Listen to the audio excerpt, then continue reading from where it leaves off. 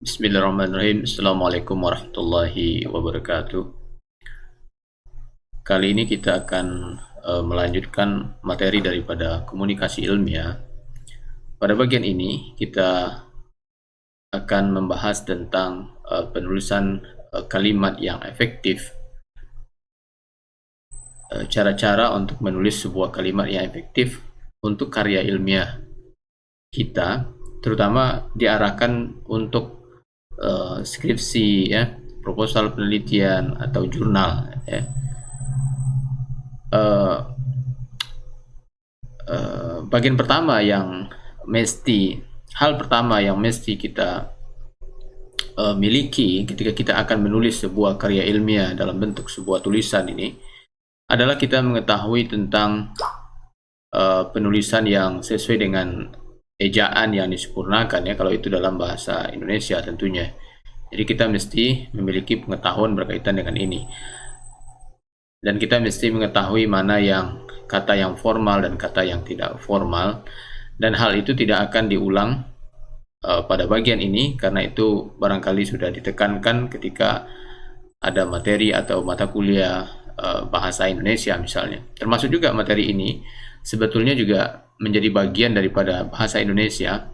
Namun sebelum kita masuk kepada penulisan proposal, penulisan karya ilmiah misalnya, maka kita lihat terlebih dahulu penulisan kalimat dan paragraf, karena pendahuluan, landasan teori, metodologi, hasil dan pembahasan serta kesimpulan itu adalah rangkaian daripada kalimat dan paragraf.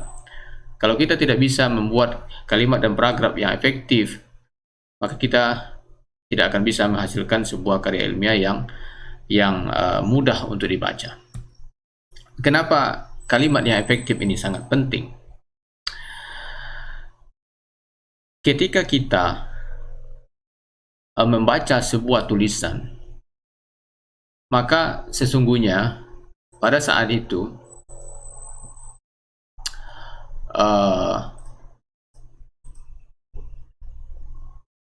kita memerlukan energi, ya. Jadi ketika kita membaca sebuah tulisan atau kalimat orang, maka pada saat itu otak kita itu memerlukan energi untuk memahaminya, dan energi yang dibutuhkan, ya, oleh otak kita untuk memahami sebuah kalimat yang sedang kita baca itu adalah kita sebut dia dengan energi total, di mana energi total ini terdiri atas penjumlahan daripada energi sintak, ya, syntactic energy, dan semantic energy.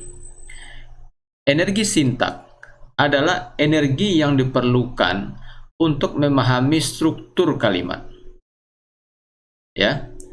Energi yang diperlukan untuk memahami struktur kalimat.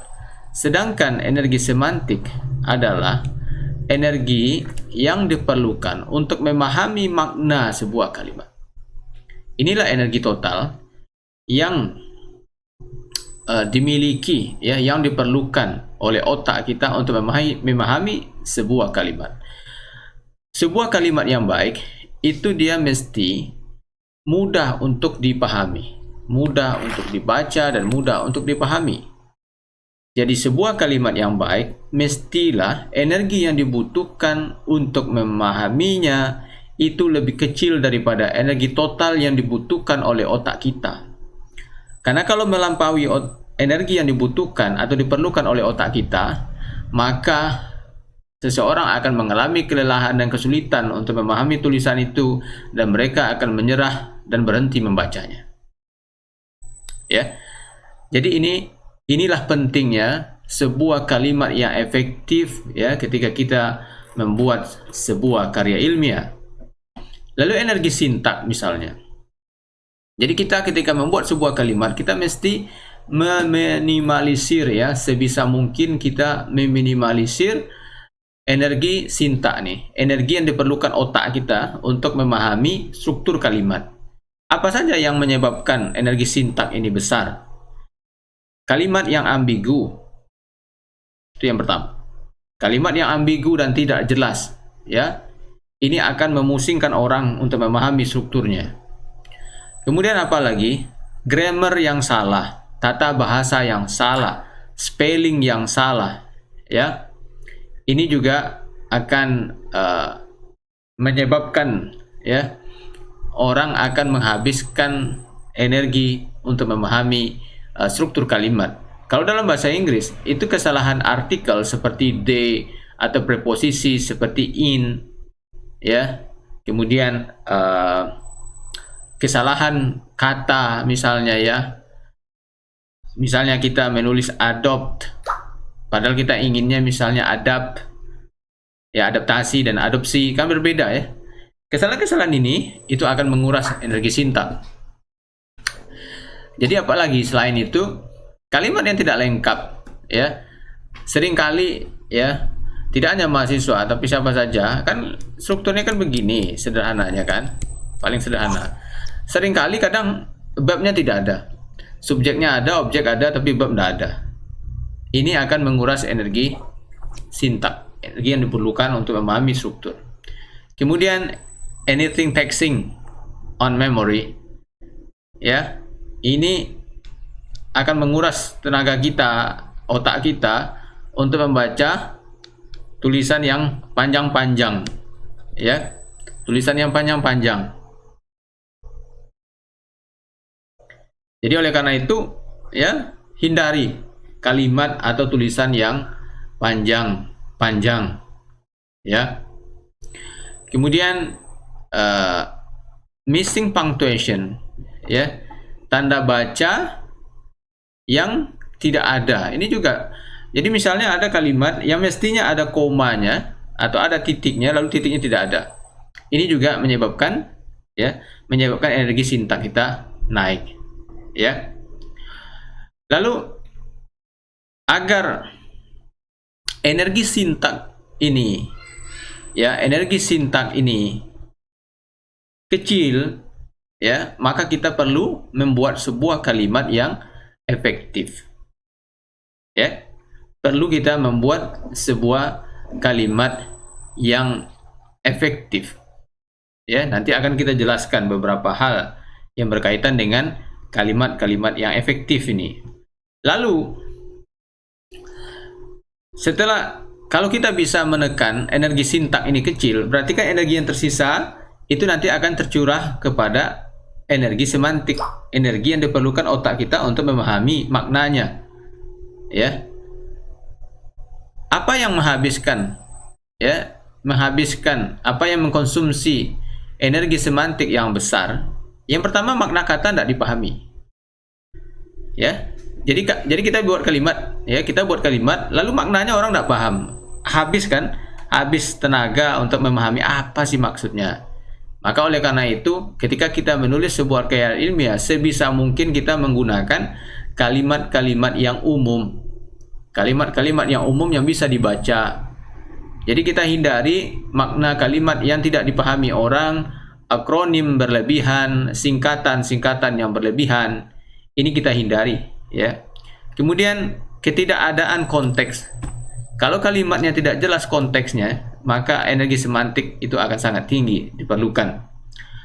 Lalu apalagi ketidakadaan pengetahuan, ya, ketidakadaan pengetahuan pendahulu daripada pembaca terhadap topik, ya.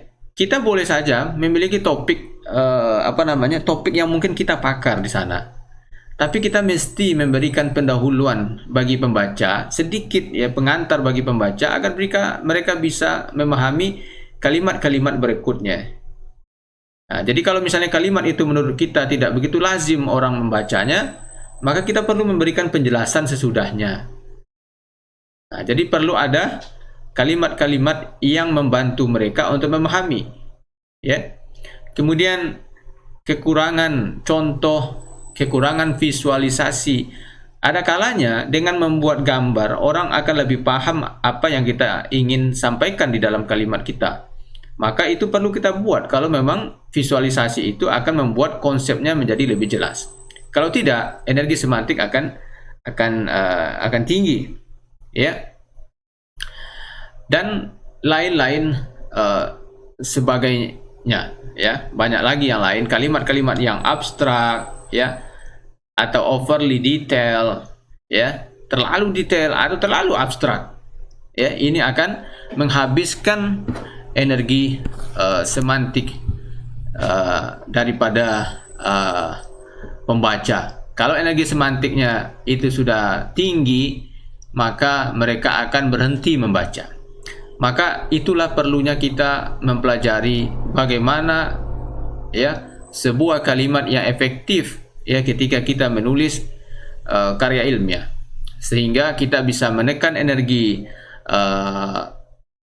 sintak, energi yang dibutuhkan untuk memahami struktur kalimat, dan juga menekan energi semantik.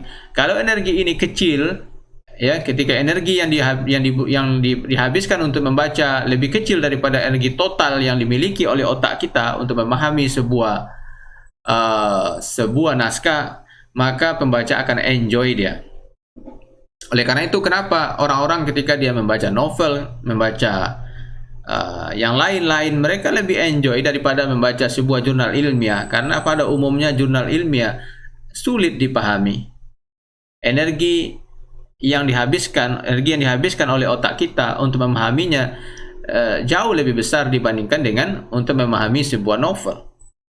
Nah, sekarang itulah yang menjadi challenge, ya, tantangan bagi seorang penulis agar mereka bisa menyuguhkan, ya, menghadirkan sebuah tulisan ilmiah yang bisa dipahami oleh orang lain walaupun tidak di bidangnya, dengan menyajikan bahasa-bahasa yang ringan tetapi pesannya tersampaikan, sehingga energi total bisa kita tekan serendah, energi sintak dan semantik bisa kita tekan serendah-rendahnya.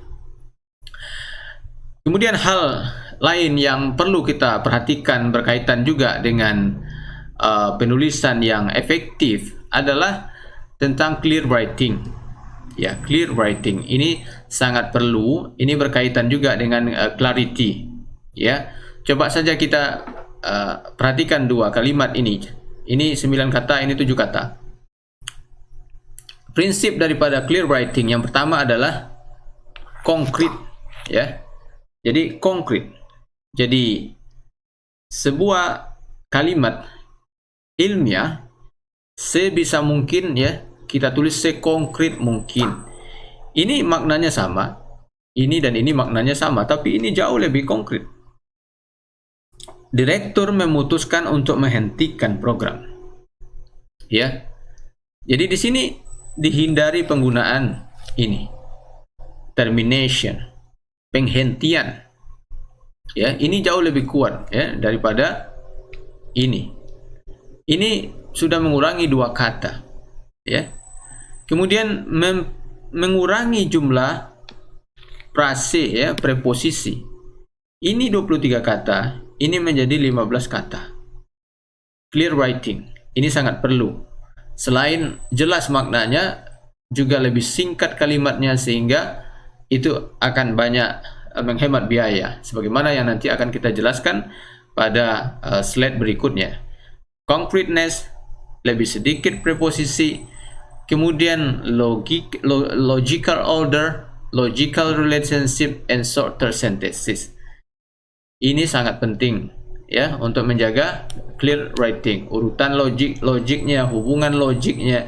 Jangan tiba-tiba kalimatnya tidak ada hubungan tetapi sudah digabungkan, ya. Kemudian urutannya juga tidak jelas, logikanya, hubungannya juga tidak berurutan.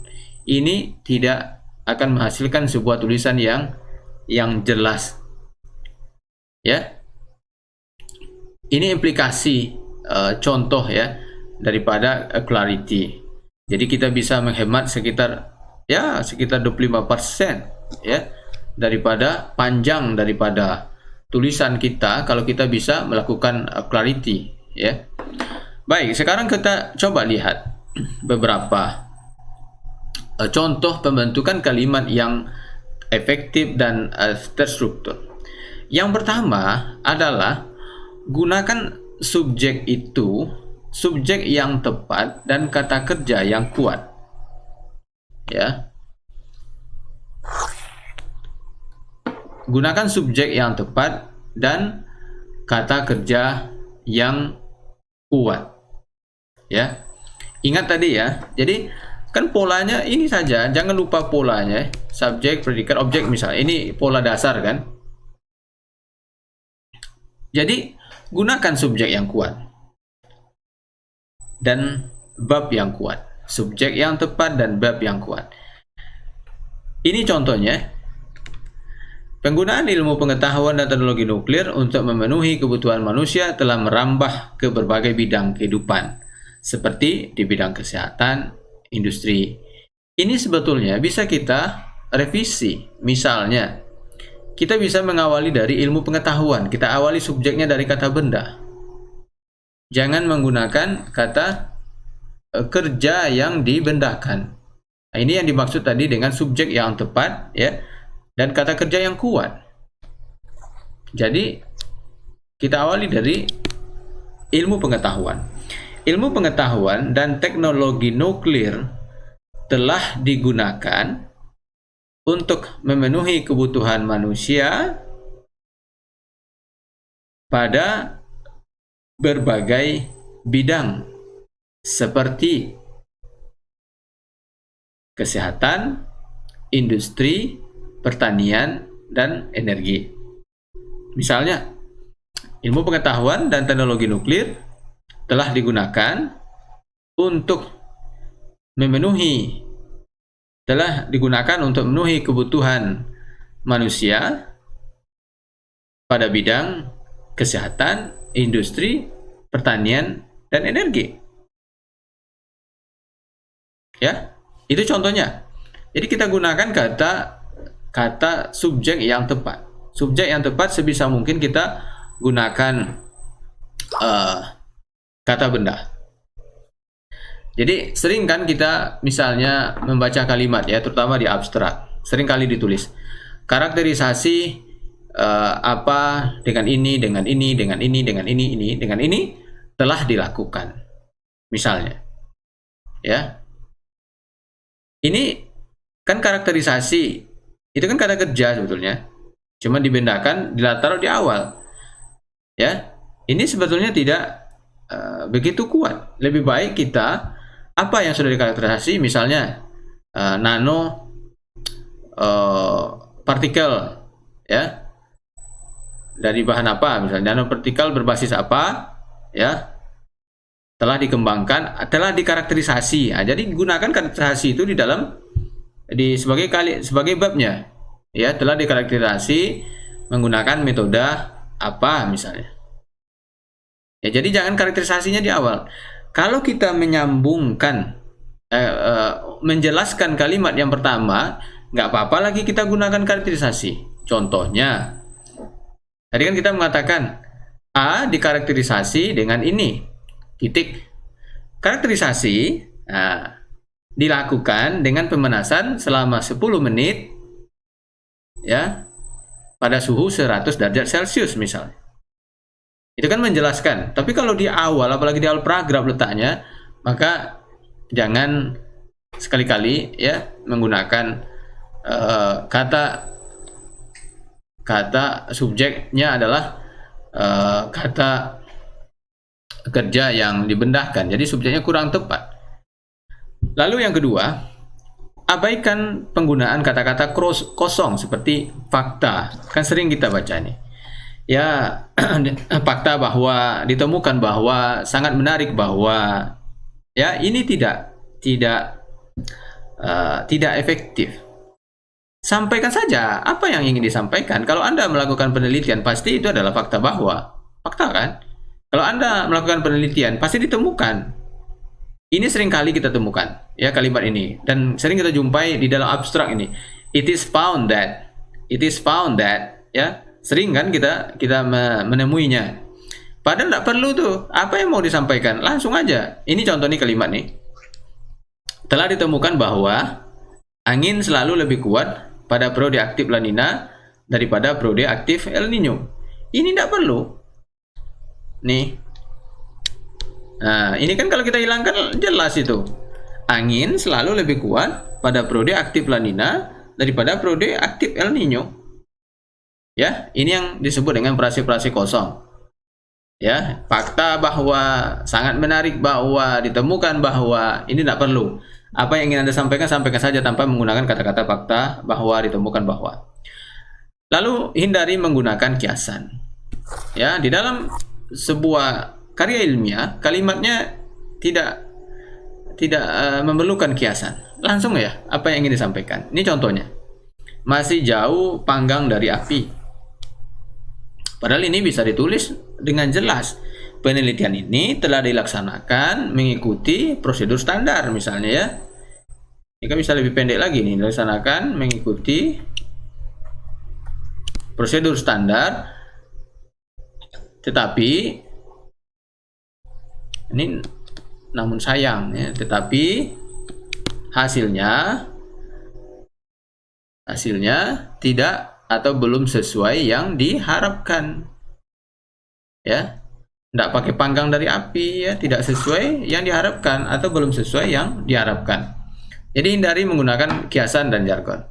Kemudian berikutnya, pilihlah istilah yang lazim atau baku ya yang kita gunakan. Jadi pilihlah bahasa-bahasa yang baku. Jadi hindari menggunakan istilah teknis atau asing sebisa mungkin. Ini sebisa mungkin ya. Semakin lazim kalimat yang kita gunakan semakin baik dan semakin mudah dipahami orang, semakin sampai pesan kita. Namun ada kalanya mungkin ada istilah teknis yang tidak bisa kita bahasakan. Itu bisa kita beri penjelasan. Diberi penjelasan agar orang tetap memahami. Ya. Ini misalnya, tadi kan pada contoh sebelumnya digunakan kata merambah. Ya, merambah berbagai kehidupan atau apa tadi itu ya. Nah, ini ya, merambah. Kalimat kata merambah tidak cocok di sana. Merambah itu biasanya kan merambah hutan ya. Itu kan. Nah, jadi gunakan yang lazim, yang baku. Ya, dan hindari. Tapi kalau memang tidak bisa, misalnya ini benar tidak bisa misalnya. Pesawat terapi eksterna ada dua jenis, yaitu pesawat terapi COBAL 60 dan pesawat terapi Linux misalnya.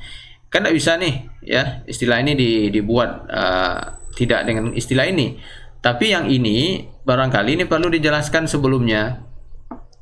Ya, pesawat terapi eksterna itu apa? Biar orang tahu. Ya, jadi penjelasan terhadap eksterna perlu diberikan sebelumnya baru kita menyebutkan jenisnya. Pada intinya tujuan kita hanya satu. Apapun kalimat atau kata yang ingin kita tulis, orang harus paham. Kalau misalnya menurut kita, karena itu istilahnya khusus orang tidak paham, maka tentu kewajiban kita memberikan penjelasan. Kemudian yang kelima, jika memungkinkan, hindari menggunakan deskripsi kuantitatif. Ya, hindari menggunakan deskripsi kualitatif. Ya, contoh kan sering itu ya, sejumlah sampel dipanaskan pada suhu 100 derajat. Sejumlah sampel. Sejumlah, ini kan tak jelas ini sejumlah ini. Ya, lebih baik Anda sebutkan. Kalau misalnya Anda menulis misalnya 10 sampel, ya sudah tulis aja 10. Mereka menemukan 10 sampel. Kalau memang terpaksa Anda menggunakan kalimat yang agak kualitatif, maka pilihannya adalah banyak sedikit itu lebih baik daripada menggunakan kata sejumlah. Ya banyak jelas banyak. Kalau sejumlah itu tidak jelas apakah itu banyak atau sedikit. Jadi sebisa mungkin kita langsung sebutkan ya, kalau sampelnya 10 ya 10, kalau sampelnya 5 ya 5. Kemudian jaga selalu hubungan setiap kata. Jadi subjek kita usahakan ya, subjek usahakan dekat dengan kata kerja. Ini juga dalam rangka mengurangi energi sintak ya. Jadi usahakan subjeknya kalimat kita itu subjeknya dekat dengan kata kerjanya, lalu kata kerjanya dekat dengan objeknya. Ya, usahakan mereka berdekatan. Ya, jangan terlalu jauh jaraknya. Ini contohnya ya. Ini kan jauh sekali ini. Karakterisasi film tipis TiO2 CO yang ditumbuhkan dengan metode MOCVD di atas substrat silikon dengan temperatur penumbuhan yang bervariasi telah dilakukan. Ya, ini terlalu jauh. Ini telah dilakukannya. Jadi sebetulnya bisa aja begini kan, film tipis TiO2 telah dikarakterisasi, nah gitu, dengan metode apa? Dengan metode MOCVD di atas substrat silikon dengan temperatur penumbuhan yang dengan variasi temperatur penumbuhan misalnya. Ini tadi sudah jelaskan ya, ini jangan digunakan ya. Ya, characterization, investigation, ya. Ini jadikan saja kata kerja. Jadi kalau ini sekali lagi, film tipis TiO2 CO telah dikarakterisasi menggunakan metode MOCVD di atas substrat silikon dengan variasi temperatur penumbuhan. Itu jauh lebih kuat. Jadi jaga selalu hubungan kata, usahakan subjeknya dekat dengan predikat, predikat dekat dengan objeknya. Jadi jangan terlalu jauh ya, seperti ini. Letaknya terlalu jauh, itu akan menghabiskan tenaga kita membacanya. Lalu nyatakan yang ide paralel dalam bentuk yang paralel. Ya, ini contohnya ya. Ini kan contoh nih. Alat yang dikembangkan dalam penelitian ini lebih murah, biaya pembuatannya lebih murah ya, sedangkan alat-alat yang telah beredar di pasar tidak dilengkapi dengan sistem telemetri. Nah, ini kan tidak paralel. Yang pertama itu cerita harga, yang kedua ceritanya telemetri, kan tidak paralel. Kalau di harga di atas cerita alat yang dikembangkan di dalam penelitian ini lebih murah, biaya pembuatannya, sedangkan alat-alat yang telah beredar di pasaran lebih mahal. Itu kan paralel. Jadi ide yang paralel ya nyatakan dalam bentuk paralel, tapi kalau dia tidak ada hubungan ya jangan dipaksakan seperti ini. Nah, ini tidak hanya dalam tataran ide seperti ini ya, paralelnya juga bisa saja paralel waktu ya dan lain sebagainya, sehingga logikanya, jadi gagasan logika dan tingkat kepentingannya sama, itu bisa kita tulis dalam bentuk paralel ya. Kalau tidak maka tidak.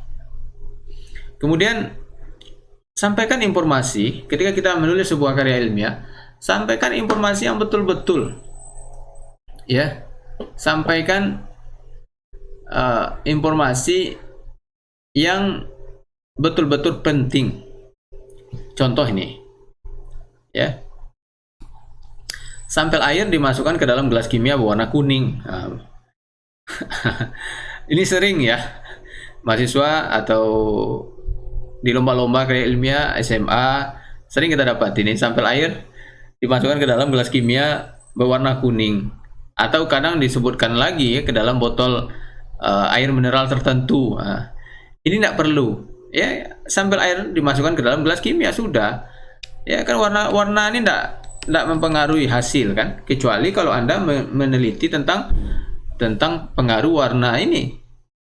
Kalau warnanya tidak pengaruh, maka ini tidak perlu disebutkan. Kalau misalnya nama botolnya misalnya tidak perlu disebutkan, tidak pengaruh kepada hasil, jangan disebutkan. Sampel air dimasukkan ke dalam botol air, ke dalam botol, ya sudah gitu, selesai. Ini lagi ya, ini kan sering nih. Ini kira-kira semua orang sudah tahu belum? Bahan bakar fosil telah menipis. Orang sudah tahu ya. Tidak kita tulis, semua orang sudah tahu gitu. Kalau semua orang sudah tahu begini, tidak perlu kita tulis di dalam karya ilmiah kita. Jadi sekali lagi ya, tulislah semuanya ya. Tulislah hal yang betul-betul ketika orang membaca, orang dapat nilai dia, orang dapat ilmu dia. Ya, jadi jangan tulis hal yang sudah semua orang sudah tahu. Ya, tidak perlu lagi kita tulis, mereka juga sudah tahu, maka hal itu jangan ditulis. Kemudian buatlah kalimat sederhana dan langsung ya. Kalimat sederhana, usahakan hanya terdapat satu ide per kalimat ini ya. Kalau Anda menulis kalimat panjang-panjang, maka kemungkinan kalimat Anda itu akan memiliki dua ide. Jadi oleh karena itu usahakan kalimatnya sederhana dan pendek. Ya, apa tandanya sudah dua ide? Ini sudah ada dan kata. Ya. Ini misalnya ya. Metode MOCVD memiliki beberapa keunggulan, terutama dalam hal menghasilkan film yang memiliki ketebalan merata dan sangat tipis, bahkan hanya beberapa monolayer saja. Kemudahan dalam pengaturan persen dadahan dan kemudahan dalam penumbuhan struktur multi lapisan. Ini kepanjangan, ini bisa dibuat dua nih. Jadi misalnya Anda fokus pada layernya, kemudian buat kalimat ini. Selain itu, MOCVD juga memiliki kemudahan dalam pengaturan persen dadahan dan kemudahan dalam penumbuhan struktur multi lapisan, sehingga orang ketika bacanya itu enak. Ya, kalau panjang kalimatnya, ngos-ngosan orang membaca. Jadi buat kalimatnya sederhana dan langsung. Buatlah singkat, ya. Ya, buatlah singkat. Orang kalau nulis bertele-tele, sama dengan orang kalau ngomongnya banyak, itu biasanya tanda dia tidak paham dengan yang ditulis. Orang yang paham dengan yang dia baca, orang yang paham dengan yang dia tulis, dia bisa menyampaikan sependek mungkin, seefisien mungkin terhadap orang lain. Jadi belajarlah untuk membuat kalimat yang pendek, ya, tetapi mengena dan sampai pesan yang ingin kita sampaikan. Ini misalnya, ya. Dalam pelaksanaan percobaan ini, penulis mengetahui hal-hal yang perlu diperhatikan, yaitu orang yang tidak dekat dengan itik tidak dapat memberikan makanan secara langsung, sehingga diperlukan perantara seperti peternak itik. Apa sebetulnya yang ingin disampaikan? Ya, tinggal disampaikan bahwa pemberian pakan kepada itik dilakukan oleh peternak itik. Iya kan? Itu saja kan sebetulnya yang ingin disampaikan. Ini terlalu panjang, ya, dan berbelit-belit. Jadi sekali lagi, buatlah singkat. Semakin singkat, semakin efektif kalimat yang Anda tulis, semakin kecil energi yang dibutuhkan untuk memahaminya, semakin paham orang, ya, semakin ringan orang membacanya, semakin tertarik orang untuk membaca naskah kita secara keseluruhan. Kemudian terakhir, ya, ini untuk menghindari orang bosan membaca tulisan kita adalah hindari pengulangan. Ya, jadi bila Anda melihat kata yang sama digunakan berulang kali, pertimbangkan, ya, untuk menggunakan sinonim. Ya, jadi hindari pengulangan-pengulangan. Ya, ini ada contoh. Adanya kendala dalam transfer listrik pada sistem persambungan semikonduktor atau sumber spin dalam kurung logam ferromagnetik pada struktur piranti spintronic merupakan salah satu alasan dikembangkannya semikonduktor magnetik yang dikenal dengan sebagai pengganti bahan logam ferromagnetik. Ini kalimatnya panjang, ya. Dan ini, ya, ketika menulis, yang mesti Anda ingat adalah Anda bukanlah kamus. Ya, Anda bukanlah kamus yang mesti menyediakan sinonim sebanyak-banyaknya. Ini misalnya, ya, semikonduktor atau sumber spin, lalu dalam kurung lagi. Ya. Ini pilih salah satu, apa yang penting, yang mewakili. Sistem persambungan apa? Ya. Jadi jangan terlalu banyak. Sekali lagi, Anda bukanlah kamus yang mesti menyediakan arti atau sinonim, ya, daripada kata-kata. Jadi oleh karena itu, ketika kita membuat dalam kurung seperti ini memang dalam kondisi terpaksa. Kalau kita tidak membuat dalam kurung, mungkin orang kesulitan memahaminya. Kadang-kadang kurung ini digunakan untuk membuat kata bahasa Inggrisnya kalau kita menulis bahasa Indonesia. Ya. Tapi kalau ini sudah garis miring lalu kurung lagi. Ya. Jadi ini mesti kita hindari hal-hal yang seperti ini. Kemudian di sini ada juga pengulangan nih, ya, ada logam ferromagnetik, ya. Jadi kalau sudah seperti ini kalimat kita, ini perlu kita tulis ulang sehingga pengulangan-pengulangan ini menjadi tidak ada, ya. Pengulangan ini menjadi tidak ada sehingga kalimat kita enak dibaca. Sebetulnya sederhana aja. Anda kok coba aja, ya, baca tulisan orang. Kalau berulang-ulang, ya, kalimat itu, kata itu, bosan kan kita bacanya? Bosan, ya. Jangankan baca kata, ya, makan saja kalau berulang kita bosan. Hari ini makan tempe, besok tempe, itu tempe. Bosan kan? Sama ketika kita membaca tulisan orang juga demikian. Kalau berulang-ulang katanya bosan. Kalau memang terpaksa berulang, cari sinonimnya. Ya, cari sinonimnya. Oke, inilah beberapa hal ya secara umum. Kalau detail ini perlu perlu pembahasan yang sangat panjang terkaitan dengan kalimat yang terstruktur. Tapi secara umum hal-hal ini perlu diperhatikan ya ketika kita menulis sebuah karya ilmiah. Dan hal yang juga tidak kalah penting tadi, karena kita sudah mengulas di bagian clarity, sebetulnya adalah penggunaan kata secara efektif.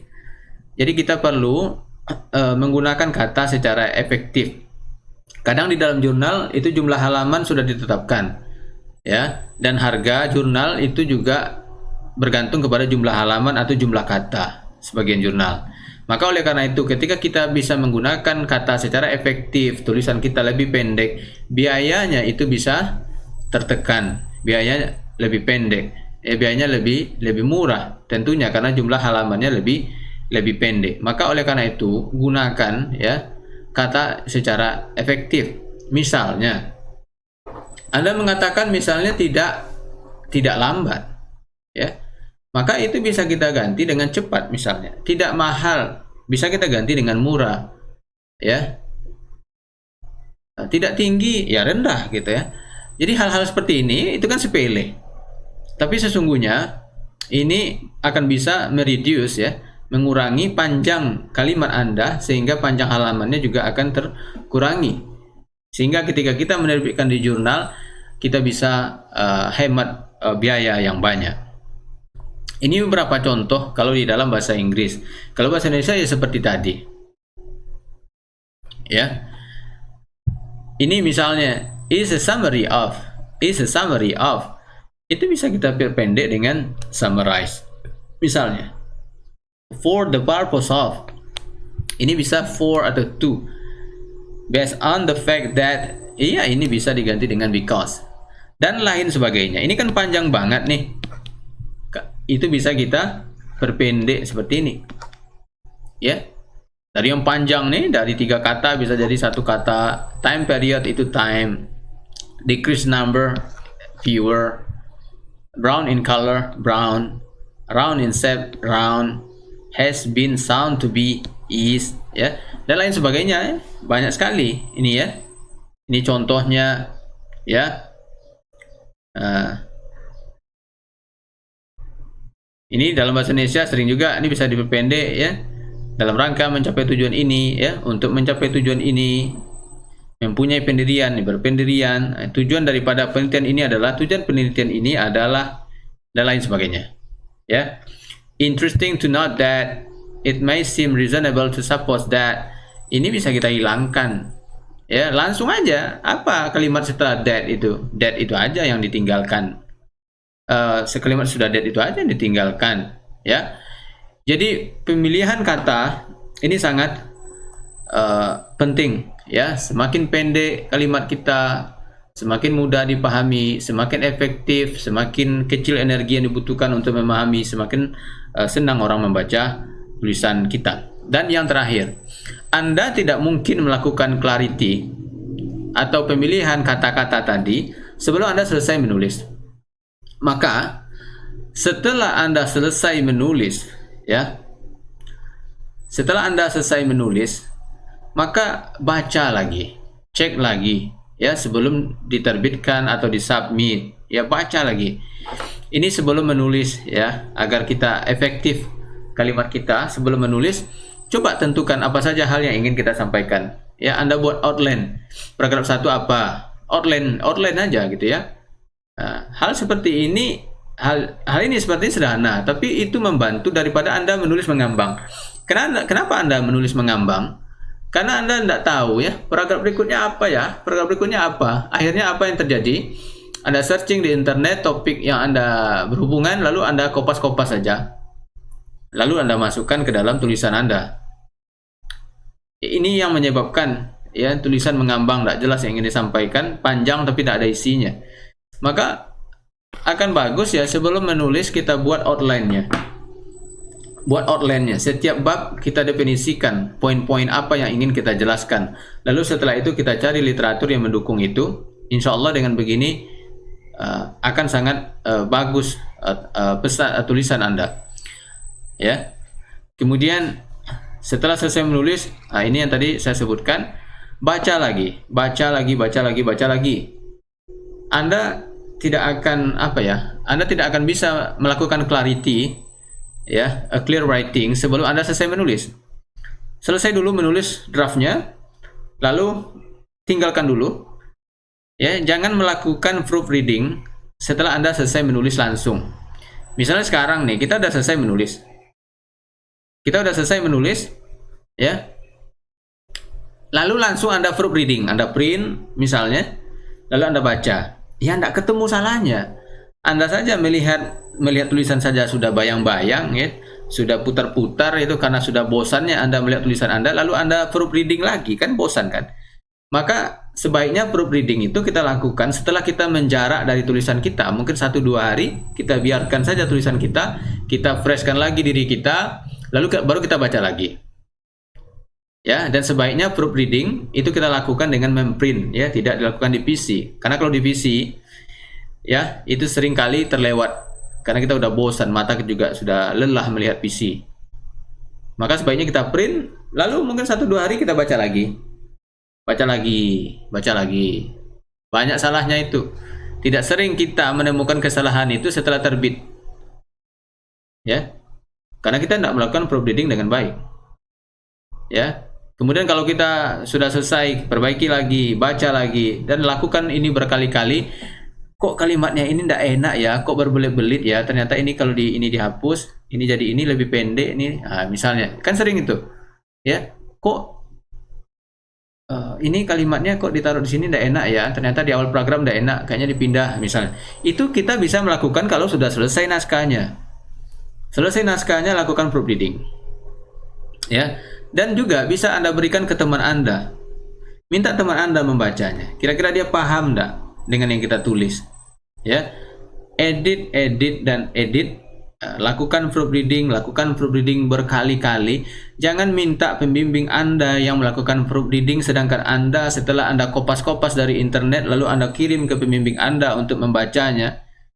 Ini akan sangat melelahkan dan boleh dikatakan membosankan dan mungkin memuakkan, ya.